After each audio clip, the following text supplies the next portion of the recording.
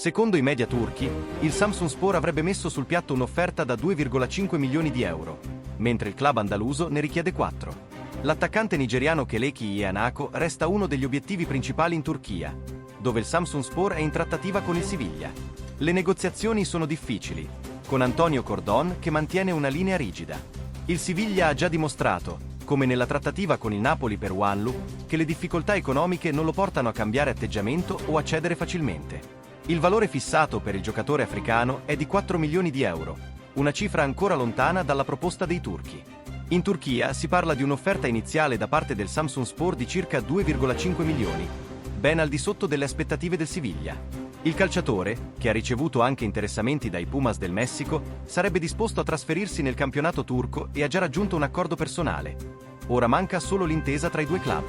Prima di completare il trasferimento, però, sarà necessario che il Siviglia registri Iheanacho nella Liga, in quanto senza questa condizione non sarà possibile formalizzare la cessione. Lo scorso inverno, l'attaccante era stato ceduto in prestito al Middlesbrough, in Inghilterra. Infine, la probabile cessione di Badé al Bayer Leverkusen per circa 30 milioni di euro offre al Siviglia un margine economico che gli consente di mantenere la propria posizione sul mercato, nonostante le difficoltà finanziarie in corso. Il Siviglia, consapevole del valore di Iheanacho sia in termini tecnici che di mercato, non ha alcuna intenzione di svendere il giocatore. La dirigenza andalusa ritiene che l'attaccante possa ancora rappresentare una risorsa importante, sia come elemento utile alla rosa che come potenziale fonte di guadagno in caso di cessione a condizioni vantaggiose.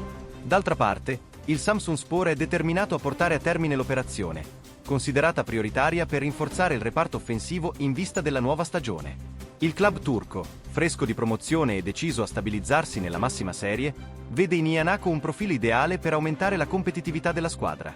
Nei prossimi giorni sono previsti nuovi contatti tra le due società. Il Siviglia resta fermo sulla sua valutazione, ma non esclude eventuali formule alternative per facilitare la trattativa, come l'inserimento di bonus o percentuali sulla futura rivendita. Tuttavia, ogni proposta dovrà rispettare i parametri economici fissati dalla dirigenza spagnola. Intanto, l'entourage del calciatore sta lavorando per mantenere vivi i contatti con entrambe le parti. Iheanacho, che ha già dato la sua disponibilità al trasferimento, è impaziente di trovare una soluzione definitiva che gli permetta di iniziare una nuova avventura, dopo l'esperienza altalenante in Inghilterra. Il Siviglia, nel frattempo, monitora anche altre operazioni in uscita e in entrata, con l'obiettivo di rinnovare parzialmente la rosa senza compromettere l'equilibrio finanziario. La possibile partenza di Badé e altre trattative in corso potrebbero sbloccare fondi utili per completare movimenti strategici prima della fine del mercato. Con la chiusura della sessione estiva sempre più vicina, le prossime settimane saranno decisive. Se il Samsunspor vuole assicurarsi Iheanacho, sarà necessario uno sforzo ulteriore.